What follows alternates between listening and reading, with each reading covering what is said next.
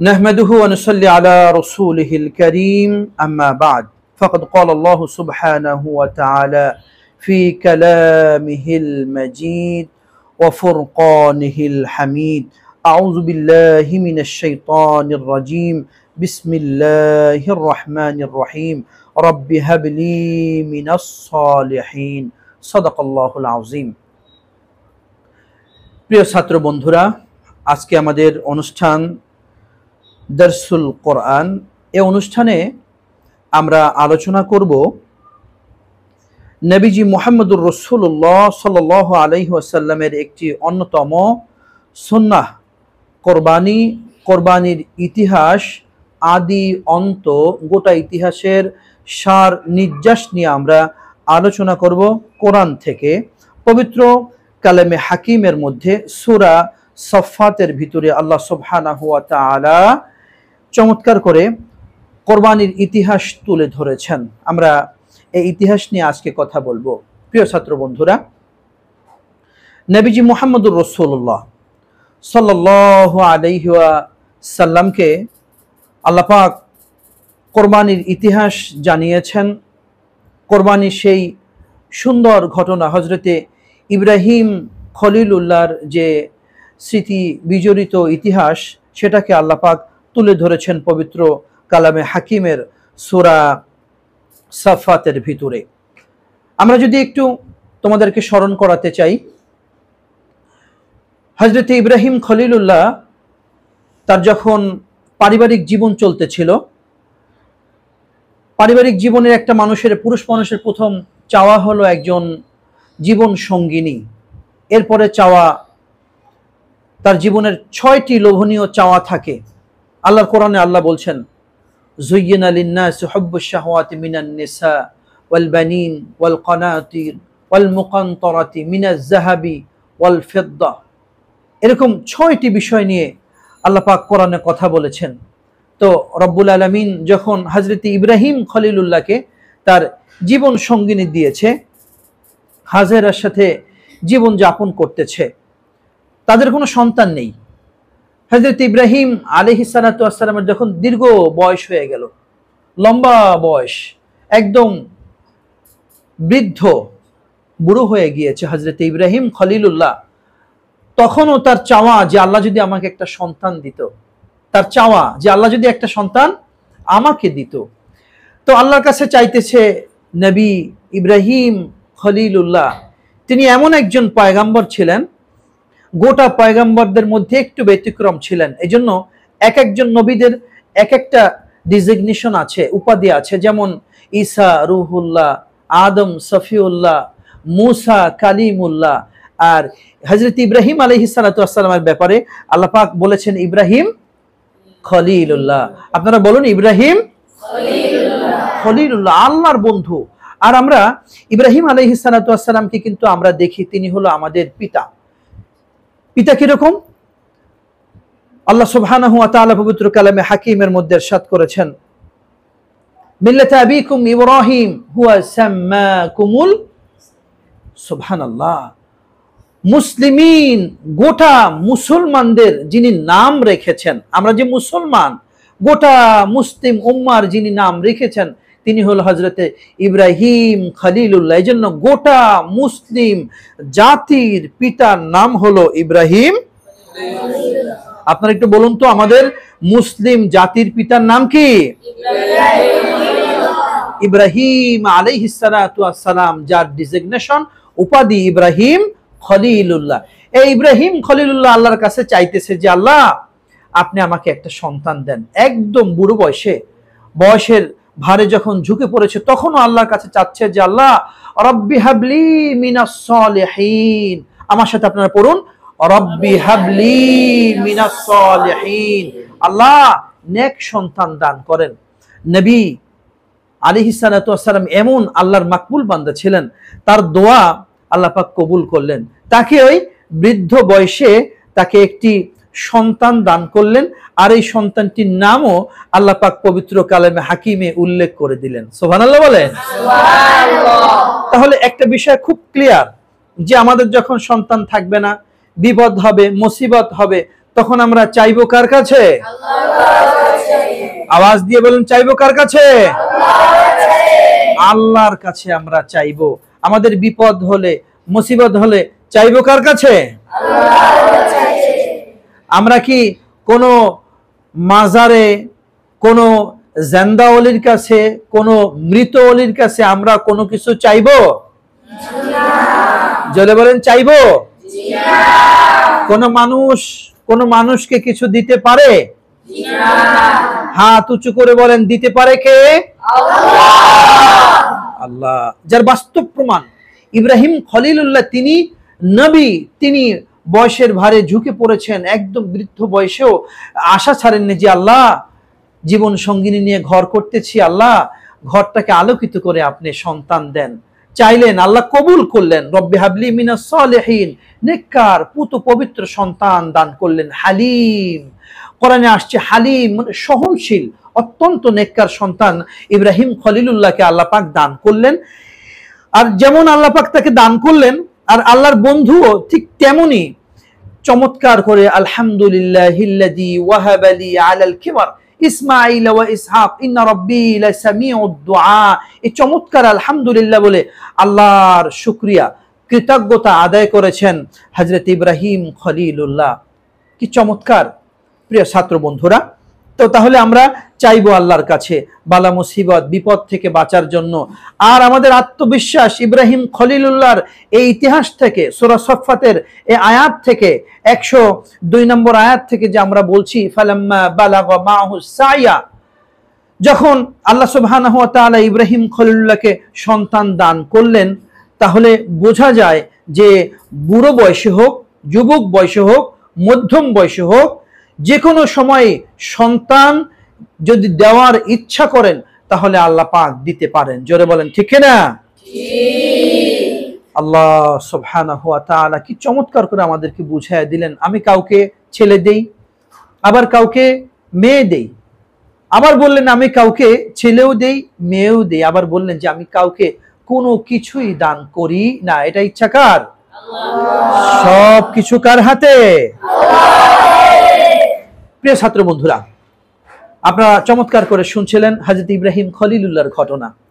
তো তিনি শুকরিয়া আদায় করলেন। ছেলে কিন্তু শাম দেশে বসবাস করছেন মায়ের সাথে, বাবার সাথে। আস্তে আস্তে করে তার বয়স একটু মোটামুটি একটু ভালো অবস্থায় বয়স হয়েছে, এখন বাবা মায়ের সাথে চলাফেরা করতে পারে। ফালাম্মা বালাগা মাহু সাইয়া, মোটামুটি একটা বয়স তার হয়েছে। তাফসীরের মধ্যে এসেছে 7-8 বছর, কোনটায় আসছে 11 বছরের কথা। তো শাম দেশে ছিল। আল্লাহ পাক ওহী নাজিল করলেন, ইব্রাহিম খলিলুল্লাহকে বললেন আপনি হিজরত করেন, আপনি হিজরত করেন, আপনি মক্কাতুল মুকাররমা, উঁচু যে টিলা একটা জায়গা আছে, যে জায়গায় পৃথিবী সৃষ্টির পূর্বেও আমার ঘরটা নির্মাণ করা ছিল, ওই জায়গায় আপনি যান। ওর পাশেই আপনি ইসমাইলকে রাখবেন, ইসমাইলের মাকে রাখবেন, তারা ওখানে বসবাস করবে, ওই জায়গা তারা আবাদ করবে। সুবহানাল্লাহ বলি। সুদূর শাম দেশ থেকে চলে আসলো আল্লাহর হুকুমে ইসমাইলের মাকে নিয়ে, আর ইসমাইল আলাইহিস সালাতু ওয়াস সালাম তাকে নিয়ে হযরত ইব্রাহিম খলিলুল্লাহ চলে আসলো মক্কাতুল মুকাররমার সেই উঁচা টিলা, ওখানে বসবাস করতে শুরু করলো। কোথাও বৃক্ষ নেই, কোথাও পানির ব্যবস্থা নেই, ধূসর মরুভূমি আর মরুভূমি, বালিকালয় মরুভূমি।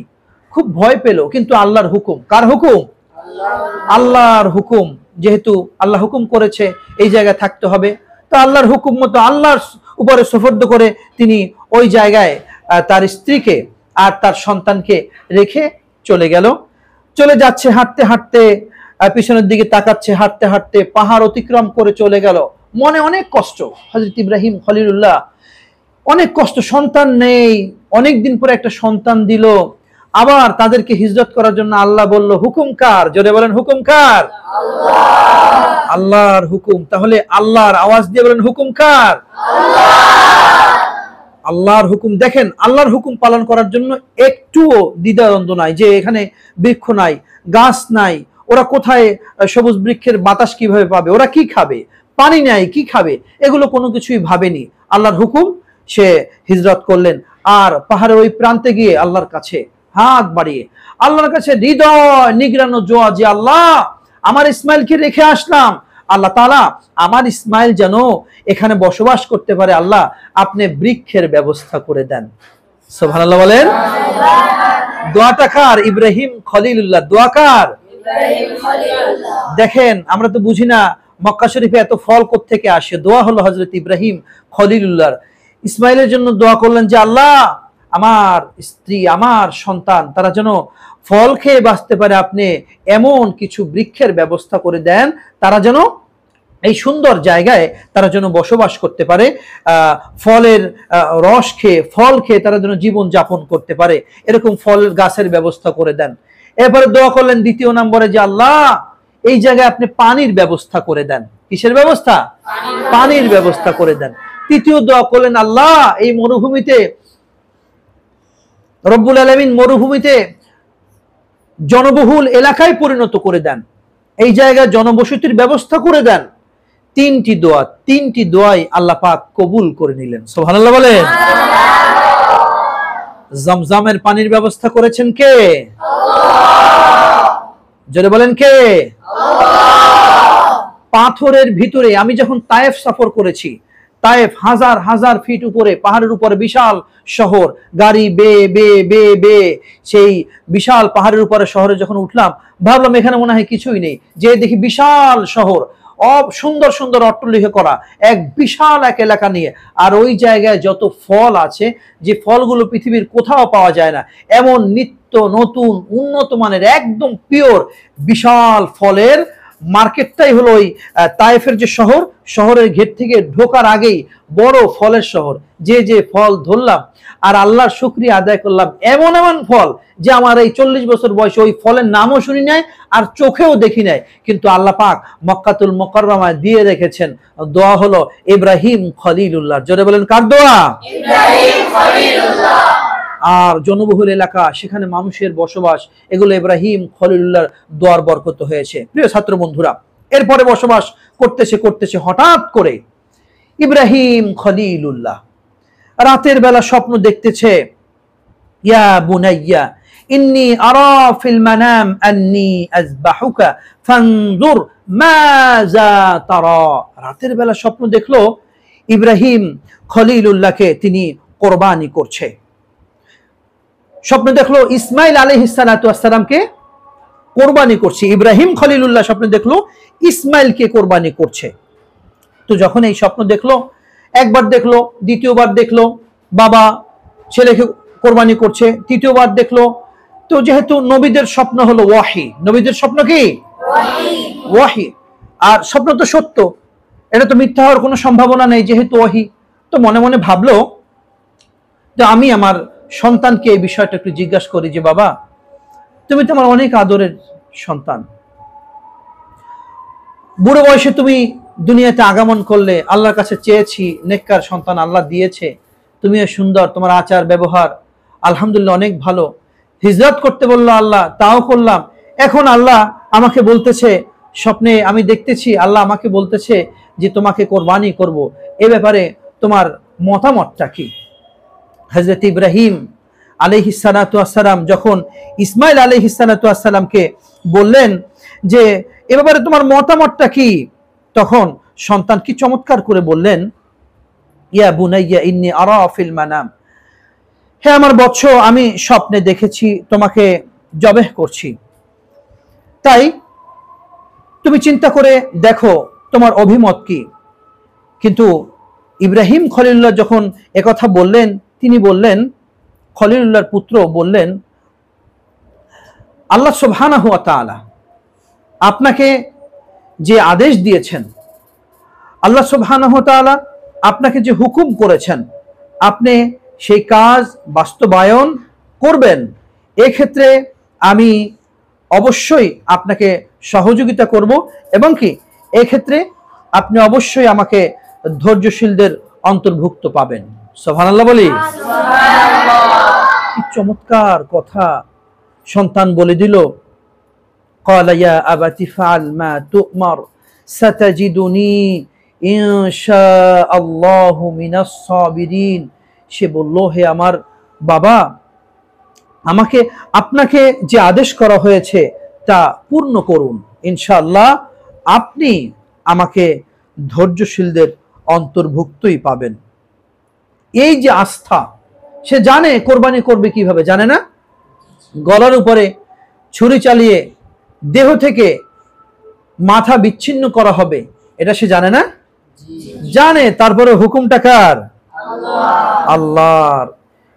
এজন্য সে বিগড়ে যায়নি, বললেন ঠিক আছে আপনি জবেহ কার্য সম্পন্ন করার জন্য আপনি প্রস্তুতি নেন। এরপরে আল্লাহ সুবহানাহু ওয়া তাআলার পবিত্র কালামে হাকিমের মধ্যে ইতিহাস তুলে ধরলেন, ফালাম্মা আসলামা ওয়া তাল্লাহু লিল জাবিন ওয়া নাদাইনাহু আইয়া ইব্রাহিম قد صدقت الرؤيا إنا كذلك نجزي المحسنين। কি চমৎকার করে আল্লাহ বললেন, ফালাম্মা আসলামা ওয়া তাল্লাহু লিল জাবিন, অতঃপর যখন তারা উভয়ে আনুগত্য প্রকাশ করলেন, মতামত নিলেন, ছেলেও রাজি হলো, বাবাও রাজি হলো, পিতা পুত্র উভয়ই রাজি হলো, তখন পুত্রকে কাঁধ করে শুইয়ে দিলেন।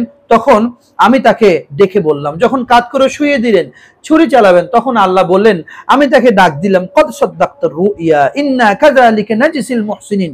আমি তাকে বললাম, হে ইব্রাহিম, তুমি তো স্বপ্নকে সত্য প্রমাণিত করে দেখালে, এভাবেই আমি খাঁটি বান্দাদেরকে পুরস্কার দিয়ে থাকি। আল্লাহ বললেন, ইব্রাহিম তুমি আর ছুরি চালাবে না, তোমাকে আমার ইচ্ছা ছিল, তোমাকে আমি পরীক্ষা করেছি, তুমি আমার কথা মানো কিনা।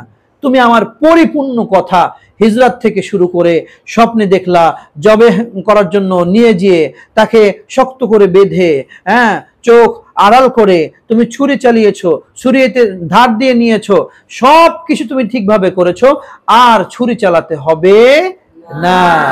হযরতে জিবরাইল আলাইহিস সালাতু ওয়াস সালাম আল্লাহ বললেন, জিবরাইল আমার ইসমাইলকে জবেহ করে ফেলছে, তুমি যাও জান্নাত থেকে একটা প্রাণী নিয়ে যাও, দুম্বা নিয়ে যাও। জান্নাত থেকে দুম্বা নিয়ে আসতেছে, দুনিয়াতে আসতেছে, ওদিকে ছুরি চালাচ্ছে, দেখতেছে মনে হয় যেন হযরত ইসমাইল আলাইহিস সালাতু ওয়াস সালাম কোরবানি হয়ে যাবে। তখন হযরতে জিবরাইল আলাইহিস সালাতু ওয়াস সালাম আল্লাহর হুকুমে তাকবীর দিয়েছে, আল্লাহু আকবার, জোরে বলেন আল্লাহু আকবার। এই তাকবীরের ধ্বনি শুনে হযরত ইব্রাহিম খলিলুল্লাহ তিনিও তাকবীর দিয়েছেন। বাবার তাকবীর শুনে ইসমাইল আলাইহিস সালাতু ওয়াস সালাম তিনিও তাকবীর দিয়ে যখন দেখলেন যে তাকবীর দিতে দিতে হাতের ভিতরে গরম রক্তের ফেনা মনে হয় যেন লেগে গিয়েছে, তখন চোখ খুলে দেখলো যে আমি তাকবীর দিয়েছি, আমার সামনে একজন ফেরেশতা দাঁড়ানো, আর কোরবানি হয়ে গিয়েছে জান্নাতি একটা পশু, কিন্তু ইসমাইল জীবিত অবস্থায় দাঁড়িয়ে আছে। সুবহানাল্লাহ। এই যে আমরা তাকবীর দিই আল্লাহু আকবার, আল্লাহু আকবার, লা ইলাহা ইল্লাল্লাহু আল্লাহু আকবার, আল্লাহু আকবার ওয়ালিল্লাহিল হামদ, এটা ফেরেশতাদের কণ্ঠ আছে, এখানে হযরত ইব্রাহিমের কণ্ঠ আছে, হযরত ইসমাইলের কণ্ঠ আছে। তিনটি পবিত্র কণ্ঠকে আল্লাহ পাক এমন ভাবে পছন্দ করেছেন হজের ময়দানে কোরবানির জন্য। যেমন কোরবানির যে 10ই জিলহজের ফজর থেকে শুরু করে একদম 12ই জিলহজের আসর পর্যন্ত, এই লম্বা সময়ের ভিতরে শুধু আমরা 5 ওয়াক্ত নামাজে এই তাকবীরটা বলা আল্লাহ পাক বাধ্যতামূলক করে দিয়েছেন। সুবহানাল্লাহ বলেন। প্রিয় ছাত্র বন্ধুরা, এই হলো কোরবানির ইতিহাস। ওই জায়গা থেকেই কোরবানি চলে আসছে। আর এই জিলহজ মাস প্রথম 10 দিন, এই 10 দিন অত্যন্ত গুরুত্বপূর্ণ। আজকের এই আমাদের 25 সালের জিলহজ মাস শুরু হয়েছে, মাগরিবের পর থেকেই আমাদের আলোচনা সভা জিলহজের বরকত, জিলহজের মাহাত্ম্য সর্বত্র ছড়িয়ে দেওয়ার জন্য।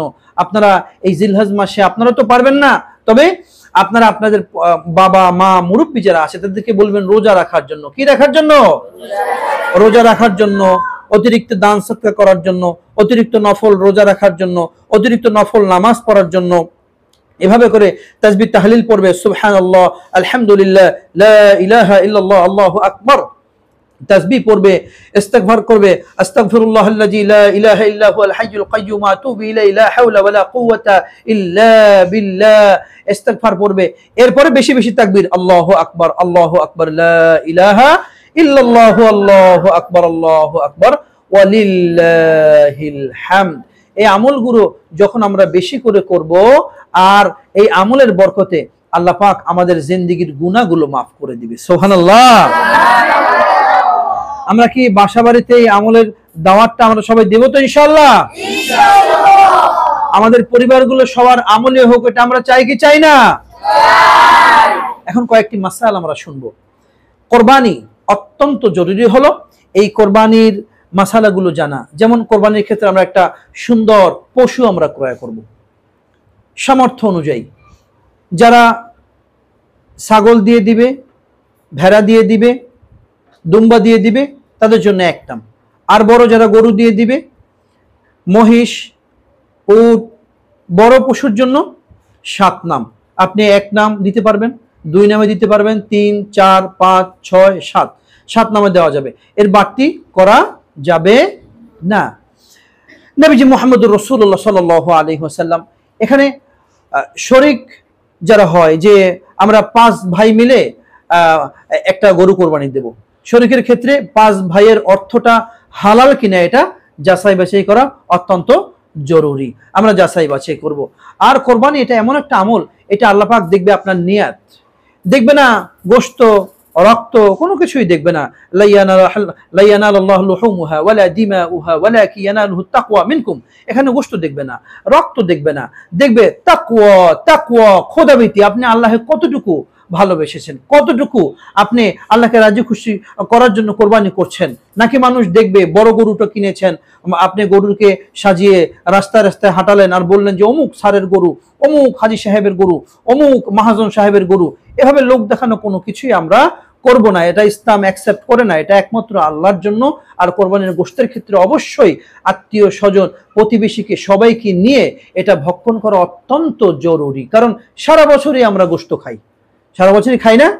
প্রতি সপ্তাহে একটু একটু করে হলো 2-3 দিন তো আমরা খাই, 3-4-5 দিন মুখে একটু একটু করে হলেও দেই। তো গোশত খাওয়া দ্বারা আমাদের এত ওখানে অত লোভ করার কিছু নেই যে গোশত খেতেই হবে। গোশত সারা বছরই খাই, কিন্তু এখানে খাওয়ার চেয়েও আমার প্রতিবেশী, আমার আপনজন, আত্মীয় স্বজন কে কোথায় আছে সবাইকে একটু দেখে দেখে সবাইকে দিয়ে সবাইকে খেলে এটা আনন্দও যেমন হয়, আর গরিবের হকটা, আত্মীয়র হকটাও রক্ষা হয়। এদিকে আমরা খেয়াল রাখবো। আর মাসালা হলো, অনেকে বলে যে কোরবানি কার উপরে ওয়াজিব। এই জায়গাটায় আমরা বলবো কোরবানি হলো সাহেবে নাসাব, 52.5 তোলা রৌপ্য, 7.5 ভরি স্বর্ণ, এবং এই পরিমাণ এর মূল্য পরিমাণ সম্পদ যদি কারো কাছে টাকা অর্থ নগদ থাকে, তার উপরে কোরবানি হবে, ওয়াজিব হবে। কোন দিন? জিলহজ মাসের 10 তারিখ থেকে, ফজর থেকে 12 জিলহজ আসর পর্যন্ত এই পরিমাণ অর্থ যদি কারো কাছে থাকে, তাহলে তার উপর কোরবানি ওয়াজিব হবে। তাকে কমও যদি হয়, এক নাম কোরবানি আল্লাহর জন্য, এটা তার জন্য বাধ্যতামূলক ওয়াজিব হবে। আর এটা একমাত্র খালেস নিয়তে করতে হবে। আল্লাহ সুবহানাহু ওয়া তাআলা আমাদের সকলার এই জিলহজ মাসের বরকত, জিলহজ মাসের নিয়ামতকে যেন আমরা হৃদয় দিয়ে ধারণ করতে পারি। আল্লাহ সুবহানাহু ওয়া তাআলা আমাদের জন্য সবাইকে তৌফিক দান করেন। সবাই বলে আল্লাহুম্মা আমিন।